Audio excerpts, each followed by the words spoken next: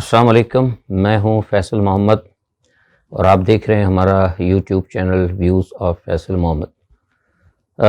बैनुल अक़वामी और पाकिस्तान की ख़बरों पर अपना तज्ज़िया लेकर हाज़िर हूं आपकी खिदमत में। आज हम कुछ पाकिस्तान में ख़ास तौर पर जो है एक आसिफ़ ज़रदारी साहब की प्रेस कॉन्फ्रेंस है, उस पर थोड़ा सा ख्वाजा आसिफ़ साहब ने जो एक BBC को इंटरव्यू दिया और कुछ नेटो के हवाले से और यूरोपियन यूनियन के हवाले से जो कुछ रहा उस पर अहम ख़बरों पर थोड़ा सा अपना तज्ज़िया देंगे। उससे कबल अगर आपसे गुजारिश है कि आपने अभी तक हमारे इस गैर जानिबदार तज्ज़ियाती चैनल को अगर आपने सब्सक्राइब नहीं किया तो ज़रूर कर लें। कहा यह जाता रहा है पाकिस्तान के फ़ौज के तर्जुमान की जानिब से या फ़ौज की तरफ से कहीं ना कहीं मुसलसल हम एक हफ़्ते से ये सुन रहे हैं, गर्दान अब तो रट गई है कि फ़ौज का ज़िक्र जो है ना किया जाए। लेकिन ऐसा महसूस होता है मौजूदा हुकूमत ने अपने तमाम अरकान को हिदायत कर दी है कि उन्होंने खेल खेलना है, फ़ौजी खेलें। हर जगह जो है ना फ़ौजी खेला जा रहा है। मतलब कोई भी बात होती है तो फ़ौजी, कोई भी बात है तो जर्नैल, कोई भी बात है तो इदारा, मतलब इसकी ज़िक्र करना ज़रूर है। जैसे कि वो आपने सुना ना कि इशा की नमाज़ में जब तक वितर वाजिब हो जाती है तो ये कह दिया गया है कि आपने फ़ौज का ज़िक्र करना ज़रूर है। ख्वाजा आसिफ़ साहब को आपने सुना होगा, उन्होंने कहा था लोगों ने कि भाई आप बिल्कुल ज़िक्र ना करें पाकिस्तान के मीडिया में। तो ख्वाजा साहब ने कहा वो पाकिस्तान का मीडिया तो कुछ नहीं है, हम तो बैरून मुल्क जो है ना मीडिया उस पर ज़िक्र करते हैं। वो BBC में लेके बैठ गया और BBC में फ़ौज के सरबराह के हवाले से, उनकी तहनीती के हवाले से सारे मामलात को वो डिस्कस कर रहे हैं और बता रहे हैं कि जनाब किसका इस्तेकाक है, वज़ीर-ए-आज़म का इस्तेकाक है और फ़लाना होगा और फ़लाना अगर लिस्ट में होगा। भाई आप क्या बात करते हैं, कौन सा वज़ीर-ए-आज़म, किसका इस्तेकाक, किसने कह दिया आपको कि वज़ीर-ए-आज़म का? वज़ीर-ए-आज़म का तो इस्तेकाक नहीं है ख्वाजा आसिफ़ साहब। पाकिस्तान में असल इस्तेकाक जो है ना आर्मी चीफ़ का, अगर देखा जाए, शर्म से कहना पड़ता है मुझे, मैं खुल के कह रहा हूँ, जब मामला इतने हो गए, अमेरिका का है। पाकिस्तान की तारीख़ में आज तक कोई भी जर्नैल अमेरिका की मर्ज़ी के बगैर नहीं आता। ये मैं पहले भी कहता रहा हूँ, देख लें उठा के, और फिर आज मैं कंफर्म कर रहा हूँ कि जब तक अमेरिका की मर्ज़ी नहीं होती ना कोई जर्नैल नहीं आता। ये तो बस ठीक है, ऐसे ही जरदारी साहब ने अपने दौरे हुकूमत के अंदर आगे पीछे कर दिया था। तो आप जिस तरह ये बार बार ज़ाहिर करना चाह रहे हैं, एक दफ़ा वो किसी और शहबाज शरीफ ने भी कहा कि जब मैं देखूँगा जो मुनासिब होगा तो मैं करूँगा। आपकी मुनासबत को किसने देखना है? आपके पास इतना इख्तियार है कि अगर फ़ौज अगर 3 या 4 जर्नैल को का नाम लिख के दे दें तो आप उसको फौरी तौर पर कर दें? सवाल ही नहीं पैदा होता। ये तो कुछ अल्हम्दुलिल्लाह कुछ वक्त ऐसा आ गया है इमरान खान के दौर के अंदर, मुझसे ज़्यादा अल्हम्दुलिल्लाह इस मामले नहीं आता बैनुल अक़वामी मामलात में। वरना एक दौर ये भी था गुज़िश्ता हुकूमत में कि गवर्नर का जो तैनाती होती थी उसमें भी अमेरिकन कॉन्सुलेट जनरल से मशवरा लिया जाता था। और ये बात मैं अपनी तरफ से नहीं कह रहा, मुझे अमेरिकन कॉन्सुलेट जनरल ने कही ये बात। अगर किसी को है तकलीफ तो फिर कभी मुझसे पूछ लें तो बता भी दूंगा कि किस जनरल ने की थी और कहाँ, किस कॉन्सुलेट जनरल ने कही थी और कब कही थी और किस मौके पर गई थी और किनके सामने कही थी। तो छोड़ दें इन बातों को। ये मतलब बात, असल मसला ये कि फ़ौज को जिक्र ना करें आप बार बार, फ़ौज का जिक्र ना लाएं आप बार बार। ख़त्म हो गई बात। तो ये कल भी मैंने कहा था कि ये पूछना चाहिए, ये ISPR को वजाहत करनी चाहिए कि किस बार बार आप जो फ़ौज का जिक्र करते हैं, बार बार फ़ौज का जिक्र करते हैं कि ये नहीं होगा और फलाना नहीं होगा, इसको लाएंगे, उसको ले जाएंगे, इसको हटाएंगे। फिर आ गए आपके जरदारी साहब। जरदारी साहब ने भी आज वही बात कर दी। आपको याद होगा, भी मैं देख रहा था ट्विटर पर किसी लोगों ने मुझे कहा, मैं 3-4 दिन पहले स्पेस में था तो कई लोग मुझसे कह रहे थे कि जनाब वो जनरल फैज़ को लेके आ रहे हैं। मैंने कहा भाई देखिए, जनरल फैज़ को लेके नहीं आ रहे, जनरल फैज़ जिनकी गुड बुक में नहीं है, क्योंकि अमेरिका जो है पसंद नहीं करता। जनरल हमीद गुल के बाद अगर किसी को नहीं नापसंद करता है तो जनरल फैज़ है। और जनरल फैज़ को मैं खुद भी अच्छी तरह जानता हूँ और बहुत इज़ वेरी नाइस पर्सन और बड़ा, मतलब जिसे कहना चाहिए कि बड़ा जेंटलमैन किस्म का वो आर्मी ऑफिसर है और बड़ा मुहिब वतन है। मैं जानता हूँ, मेरे ज़ाती ताल में ही रहे हैं उनसे राब्ते और बहुत सारे मामलात में उन्होंने मेरे साथ, हमारा उनका कोऑर्डिनेशन रहा है। लेकिन मुझे पता था कि उसको नहीं आने देंगे। तो आज आप देख लें, जरदारी साहब ने उठते उठते कह दिया, और कितना गलत किया जनाब, हम एक अभी हाजिर ड्यूटी सर्विस पे हैं वो, तो आप कह देते कि भाई नहीं आएंगे, लेकिन ये लफ्ज़ इस्तेमाल करके खुड्डे लाइन लगा दिया उसको। अब ये क्या कहा जाए इसको, किस तरह आप क्या समझेंगे आपको? तो सारा मसला ये है, अब देखना चाहिए कि आप इमरान खान को तो इल्ज़ाम लगा रहे हैं, वहाँ से तो अब इतना नहीं हो रहा, लेकिन ज़ाहिर सी बात है जब यहाँ से करते तो फिर कोई ना कोई जो है कर देता है, कोई उनका हामी जो है, जैसे उनको भी जोश आ गया। चौधरी फवाद को भी उन्होंने कह दिया चौकीदार और हवालदार। सवाल ही पता था कि मौका तो हुकूमत फराहम कर रही ना, अगर मौका फराहम ना करे तो वो कोई भी चौकीदार हवालदार की बात नहीं करेगा। अच्छा, दूसरा ये कि मैंने बताया था आपको कल, जो इंग्लैंड के अंदर हुआ मामला वो यही है कि इस वक्त वो गए हैं क्योंकि मुस्लिम लीग जो है नवाज में बड़ी ज़बरदस्त तकसीम है इलेक्शन के हवाले से। कुछ लोग चाहते हैं कि फौरी तौर पर इलेक्शन हो जाएं और जिसमें कोई नवाज शरीफ साहब की भी मर्ज़ी शामिल है, लेकिन कुछ मुस्लिम लीग नवाज के लोग चाहते हैं ना हो। इसमें बड़ा ज़बरदस्त इख्तलाफ है और इसकी वजह से पीडीएम के अंदर भी इख्तलाफात पैदा हो गए हैं। और जो मसला ये बन गया है कि इसमें पीपल्स पार्टी के भी कुछ स्टेक हैं। पीपल्स पार्टी भी चाह रही है कि इलेक्शन ना हो और इस वजह से फिर वो नवाज शरीफ ने वहाँ पे बुलाया। और कुछ एक दो बातें और भी थीं जो हिंदुस्तान के हवाले से कोई पॉलिसीज़ थी, क्योंकि नवाज शरीफ ने कह दिया था इनको कि हिंदुस्तान के हवाले से, हिंदुस्तान को जो इनका एक प्लान है ना कि मोस्ट फेवरेट नेशन हिंदुस्तान को बनाने का, तो उस हवाले से उन्होंने कहा था कि ट्रेड कमिश्नर वगैरह लगा दी जाए। तो वो इसकी तानियत ही मौजूदा हुकूमत कर चुकी है। तो अब हिंदुस्तान के साथ मामला को कैसे बढ़ाना है, किस तरह से बढ़ाना है, उसके ऊपर भी इनको लेना था। इंतखाबात के मामले पर भी पूछना है। अब इंतखाबात के मामले में मैंने आपको बताया था परसों भी, और आज तो खैर अब जरदारी साहब ने कर भी दिया है कि रात को उनकी नवाज शरीफ से बात हुई थी इस मसले के ऊपर। तो नवाज शरीफ ने भी नवाज शरीफ की और जरदारी की बात हुई इस मसले पे। तो जरदारी साहब ने भी आज सुन लिया होगा प्रेस कॉन्फ्रेंस में, उन्होंने कहा कि जी हम ये चाहते हैं कि इलेक्शन रिफॉर्म होने चाहिए, हम ये चाहते हैं कि नैब के रिफॉर्म होने चाहिए। मतलब दूसरे अल्फाज में ये है, जो मैंने आपको पहले बात कई दफ़ा बता चुका हूँ, कि इनका असल मकसद ये है कि जो इन पे जो केसेस हैं उन केसेस को ख़त्म कर दिया जाए। यानी एक सेल्फ एनआरओ, एक तो था ना पहले एनआरओ दिया था मुशर्रफ साहब ने, फिर बाद में एनआरओ की बात करते हैं इमरान साहब से। तो ये चाहते हैं कि एक सेल्फ एनआरओ मिल जाए, जो कि भी अदलिया की तरफ से जो इनको एक हुकूमत मिली है, जो एक इनको एक प्रोपोर्शनल या कहते हैं आर्जी जो एक टाइम मिला है, जो तजुर्बादी या जो भी आप समझ लें, उस दौरान ये जितनी जल्दी हो सके ये अपने अपने काम कर लें, उसमें अपने केसेस को ख़त्म कर लें। और फिर ऐसे कवानीन जिसमें कि ये आइंदा करप्शन पे कहीं फंस सकते हों, उसमें अगर कहीं कोई लूप होल है तो उसको भी इस तरह कर दे कि वो पकड़ में ना आए, वो इनको काम करना है। दूसरा, जाहिर सी बात है जब ये कर लेंगे तो फिर पुराने केसेस सारे ख़त्म करेंगे, कुछ कवानीन ऐसे बनाएंगे जिनको गुज़िश्ता चंद सालों से लागू करेंगे, तो पार्लियामेंट से मंजूरी लेंगे, ठीक है। तो इस तरह के काम करके, जैसा कि अभी मैंने बताया कि वो ट्रेड कमिश्नर जब उन्होंने किया है भारत के ट्रेड कमिश्नर का, तो अब आप देख लें उन्होंने, हालांकि ये काम कब से इमरान खान के दौर से पेंडिंग पड़ा हुआ, और इमरान खान साहब ने कहा था कि जब तक भारत वो जो कश्मीर का जो मसला है उसको जब तक अपने पुराने स्टेटस में लेता हम उस पर बात नहीं करेंगे। हालांकि अमेरिका का बड़ा दबाव, मैं बता रहा हूँ कि अमेरिका बुनियादी तौर पर क्यों खफा हुआ है, बहुत अमेरिका का दबाव था, भारत का भी दबाव था कि आप कम से कम ट्रेड तो शुरू करें। इमरान खान ने नहीं किया, उसने कहा नहीं आप कम से कम एक काम तो करें ना, आप कुछ करें तो सही, कश्मीरियों के हवाले से बात तो करें कम से कम, हम ताकि कुछ नजर आए कि हाँ भाई ठीक है आपको संजीदा है। लेकिन वो भारत ने नहीं किया, ये इन्होंने अभी से काम करना शुरू कर दिया और बाकायदा इसकी इन्होंने पार्लियामेंट से मंजूरी ली है। वहाँ पे मौलाना फजल रहमान साहब के साहबजादे बैठे हैं जो बहुत सीना ठोक ठोक है। मौलाना फजल रहमान साहब कहते हैं कि जनाब कश्मीर भेज दिया, कश्मीर भेज दिया। तो उनके बेटे ने तो पार्लियामेंट में, उनकी जवान मौजूद है, उनका जवान बेटा मौजूद है, उनकी जमात मौजूद है, उनके असरात मौजूद हैं, उनके दोस्त मौजूद हैं, सब मौजूद हैं। उन्होंने क्या कहते हैं इजाज़त भी दे दी भारत के साथ ट्रेड करने की। तो ये जो मुनाफिकाना रवैया ना, ये कौम समझ रही है, और मैं भी इसलिए आपसे कहता हूँ कि बहुत अच्छा हो गया कि अल्लाह ताला ने कौम को शऊर दे दिया है। तो जरदारी साहब ने जो बात की है, आपने देखा अपने प्रेस कॉन्फ्रेंस, तो उनके प्रेस कॉन्फ्रेंस पे तो मेरा तजिया यही है कि उन्होंने बस अपनी जो उनका दिल का जो मुद्दा है वो है उन्होंने बयान किया। और मज़े की बात अभी देखिए, जब उनसे ये पूछा गया कि जनाब वो मज़हर अब्बास ने पूछा कि जनाब वो मरासला देखा, तो वो फरमा रहे हैं कि जी मैंने मरासला नहीं देखा। यानी इतनी झूठ की इंतहा है, उनको एक एक चीज़ का पता है। जब मुझे पता है, मुझे 9 मार्च को ही पता लग गया था कि क्या चीज़ है, क्या कहा जा रहा है। तो जरदारी साहब को कि जिनके लिए किया गया था, जिनकी माँ पे सब कुछ किया गया, उनको पता नहीं होगा? सब पता है, कौम को भी बेवकूफ़ बनाते हैं। अच्छा, फिर मज़ेदारी की बात आप ये देखिए कि जरदारी साहब ने मज़हर अब्बास जितनी भी उन्होंने गुफ्तगू की ना, ज़्यादातर वो सब उर्दू में की है। लेकिन जब मज़हर अब्बास ने सवाल किया ना मरासले के हवाले से, तो जहाँ उनको अमेरिका की पोजीशन साफ करनी थी, आपने गौर करें तो दोबारा प्रेस कॉन्फ्रेंस की रिकॉर्डिंग देखें, जहाँ मज़हर अब्बास का ये सवाल है ना, वहाँ उन्होंने सारे ज़्यादातर अंग्रेज़ी के अल्फाज इस्तेमाल किए, ताकि फिर मैं भी अंग्रेजी बोलने लगा था, ताकि वो अपने उस मास्टर को ना जो बैठा हुआ है उसको मुतमईन करना चाह रहे थे। उनका बेटा भी वहाँ जा रहा है ना, तो उनको पता करने के लिए अमेरिकन सेनेटर वगैरह जो देखते हैं, को पता लगे कि हाँ भाई देखो ये हमारे जो है ना, ये हमारे नैरेटिव को फुल सपोर्ट कर रहे हैं। क्योंकि ये जो कुछ लाए हुए हैं जरदारी साहब, ये जो कुछ जरदारी साहब कह रहे हैं, ये टोटल अमेरिकन एजेंडा है।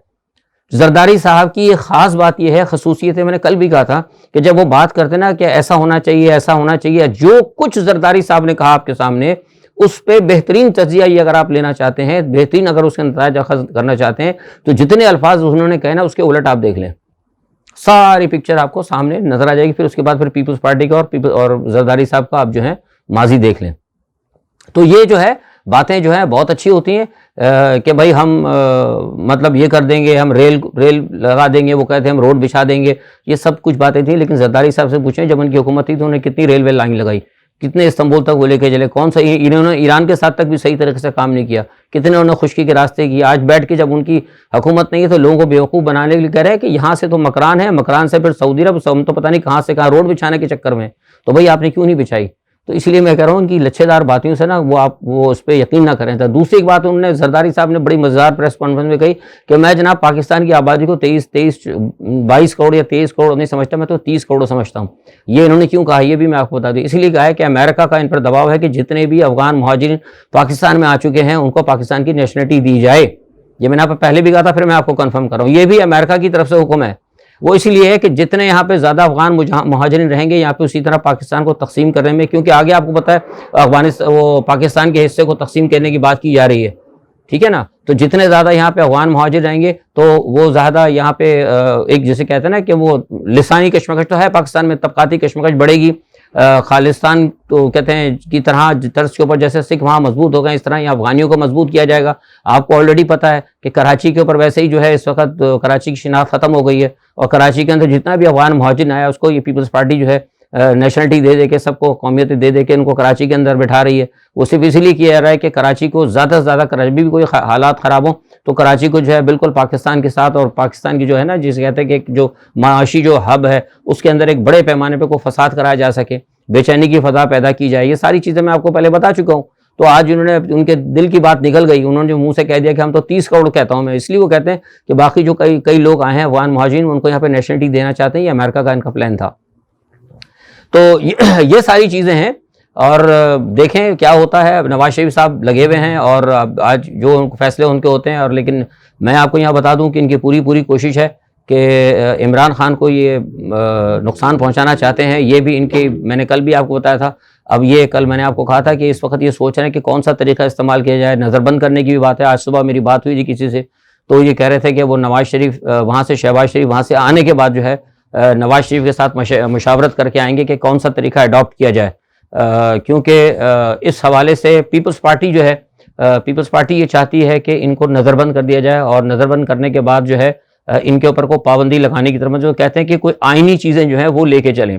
लेकिन मुस्लिम लीग नवाज चाहती है, क्योंकि उनको वहाँ बैठे हैं ना हमारे वो शेरू साहब, वो मूँछों वाले राना सनाउल्लाह साहब, डांस छोटे वाले, तो वो तो मतलब बदमाश है ना। वो चाहते हैं कि उनके पास जो पंजाब में मुस्लिम लीग नून के पास जो हम कहते हैं ना देसी में कन टुट्टे, उनको कोई इस्तेमाल किया जाए, कोई हालात ख़राब हो, लड़ाई झगड़ा हो, मार कुटाई हो, ताकि कोई पाकिस्तान का मजीद हालात ख़राब हो जो पाकिस्तान मुस्लिम लीग नवाज का है। असल में एक चीज़ आप ये समझिए कि पाकिस्तान पीपल्स पार्टी जो है वो टोटल चलाना चाहती है पाकिस्तान को अमरीकी पॉलिसी के तहत, और पाकिस्तान मुस्लिम लीग नवाज जो चाहती है वो चाहती है अमेरिका की रजामंदी तो रहे लेकिन हम चलें हिंदुस्तान की बालादस्ती के साथ। वो नवाज शरीफ जो है ना हिंदुस्तान के साथ चलना चाहते हैं, वो चाहते हैं कि पाकिस्तान को हिंदुस्तान के साथ मिला के चला जाए, हिंदुस्तान यानी दूसरे अल्फाज में हिंदुस्तान के ताबे चला जाए। अगर मैं यूँ ही कहूँ तो इसमें कोई बुराई नहीं होगी। अगर आप देखना चाहें तो पीछे फिर माजी में नवाज शरीफ की चीज़ें देख सकते हैं, वो पाकिस्तान और हिंदुस्तान को साथ चलाना चाहते हैं। तो ये थोड़ा सा फ़र्क है और इस फ़र्क की वजह से जो ना सारा मामला ख़राब हो रहा है। तो ये अब सारे मामलात हैं और अभी जैसे मैंने कहा कि ये इनका प्लान है अफगान मुहाजिरीन के हवाले से, ये बड़ा ख़तरनाक प्लान है। सारे अफगान मुहाजिरीन को मैं तो यही कहूँगा शुरू से कि इनको वापस भेजना चाहिए। तुर्की की मिसाल आप देख लें, 10 लाख से ज़्यादा, 10 लाख बल्कि 11 लाख के करीब जो हमारे पास दस्तावेज़ात हैं। तुर्की तो कहता है तकरीबन 10 लाख, लेकिन हमारे पास जो दस्तावेज़ात है अक़वाम मुत्तहिदा के हवाले से जो आई हैं उससे हमें पता लगता है कि तकरीबन 11 लाख के करीब शामी मुहाजिरीन है। लेकिन वो कह दिया उसने तैयब अर्दोगान ने कि हम इन सबको वापस भेजेंगे। ईरान के अंदर आप देख लें कितने सारे, वो भी कहते हैं हालात सही होंगे हम इनको वापस भेजेंगे, और उन्होंने तो बाकायदा वो लगा दी। लेकिन हमारे मुल्क में ये बेनज़ीर साहिबा थी, क्योंकि इनका प्लान था ना पूरा, तो इन्होंने उठा के अफगान मुहाजिरीन को शहरों में ले आए। बेनज़ीर ने जाके इनको कहा, नवाज शरीफ ने जाके पैसे मांगे मुल्ला उमर से, बेनज़ीर ने जाकर मुल्ला उमर को कहा कि जनाब हमारे सर पर हाथ रखें। ये सारी बातें आपको पता है, ये मैं कर चुका हूँ, मेरे पुराने इंटरव्यूज़ हैं, कौन कहाँ की सब मैं बता चुका हूँ। तो ये सारी चीज़ें ये कौम को देखना पड़ेगी। ये जो आज आपके साथ जो हुकूमत आई है, ये जो मैं कहता हूँ ना कि सिक्योरिटी रिस्क है, ये मुकम्मल तौर पर सिक्योरिटी रिस्क है। देखें अब क्या होता है मामला, ये देखना। दूसरा भी है कि मैंने आपको गुज़िश्ता हफ्ते एक बात बताई थी, ओमिक्रॉन के वेरिएंट के हवाले से 2 हफ्ते पहले मैंने कहा था कि वो भी पाकिस्तान में आने का ख़तरा है, क्योंकि वो भी मैंने बताया कि मैन मेड है।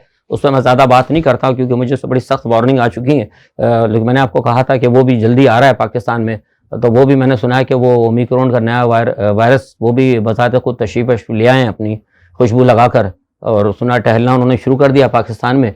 तो शायद देखिए हो सकता है जल्दी से आप वो अल्लाह ताला उनसे ना ही मुलाकात कराए लोगों की तो अच्छा है, लेकिन बहरहाल उनकी आमद की इत्तला है हमारे पास। अच्छा दूसरा एक बात थोड़ा सा इंटरनेशनल जो है रूस और यूक्रेन का हवाला, मैंने आपको बताया था कि ये मामला बहुत बढ़ रहे हैं। अब देखिए गो के मसला जो है ना कि इतनी बदमाशी ये कर रहा है अमेरिका, एक तरफ तो पाकिस्तान के अंदर इन्होंने उलझाया हुआ है, दूसरी तरफ सारी दुनिया के अंदर ये फूड क्राइसिस पैदा कर रहे हैं।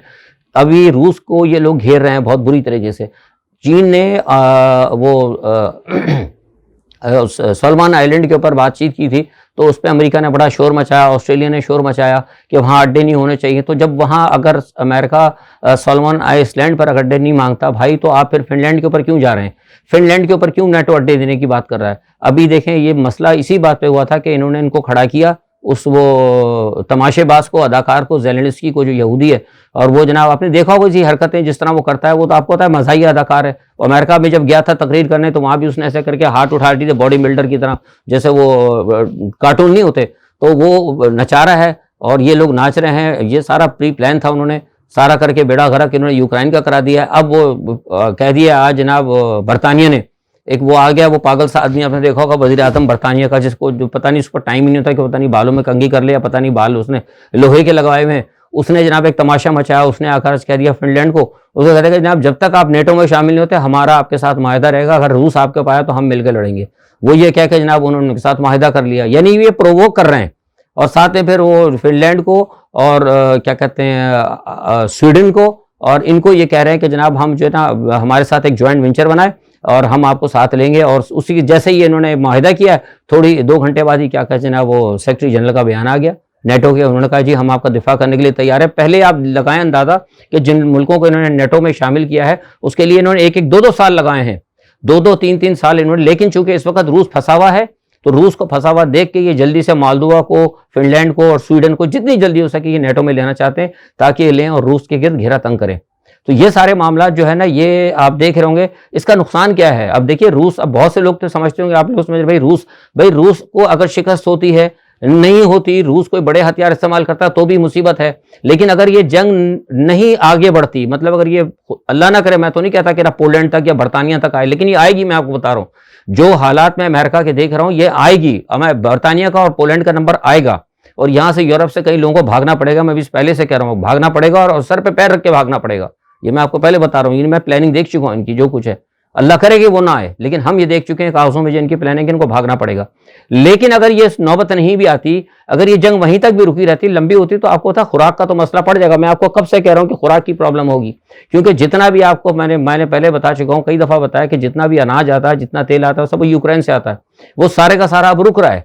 अब जो पहले आप लेते रहे पाकिस्तान में इधर उधर, यही मलेशिया कुआलालंपुर तक जाता है इनका पाम ऑयल, और जो है तो उसके अंदर रुकावटें पैदा हो रही हैं, वो चीज़ें वहाँ पे नहीं हैं। और वो डॉनबास के ऊपर भी हालात ख़राब हो गए हैं। वो अब रूस ने जब ये देखा ना सारा मामला कि पूरा नेटो उनके साथ है, तो अब उसने अब एक नया प्लान बनाया।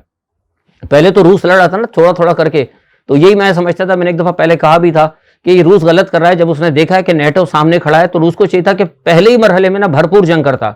लेकिन मैं समझता हूँ कि रशिया की गलती थी कि उन्होंने जो पार्ट के अंदर जो इलाकों को फतह करने की कोशिश की, नतीजा क्या हुआ कि 40,000 जो है ना ट्रूप्स जो है नेटो के इलाके उन्होंने खड़े कर दिए रूस के चारों तरफ। तो ये जो है ना, मैं समझता हूँ ये डिप्लॉयमेंट है, ये रूस के लिए खतरनाक है। लेकिन जैसे मैं आपसे कह रहा हूँ कि अगर ये जंग आगे नहीं बढ़ती, अगले मुल्क तक नहीं बढ़ती, लेकिन अगर इसका टाइम पीरियड अगर बढ़ता है, तो भी फिर वो जो दज्जाली क़ुव्वतों का जो मामला था, जो प्लान था असल में कि सारी दुनिया के अंदर कहत पैदा किया जाए और लोगों को फूड क्राइसिस पैदा किया जाए, तो वो फूड क्राइसिस तो आ रहा है बहुत जल्द। तो इसलिए पाकिस्तान के अंदर भी लोगों को चाहिए, अब हमारी हुकूमतों को तो परवाह ही नहीं है, वो तो एक दूसरे की टांगे घसीटने में लगे हुए।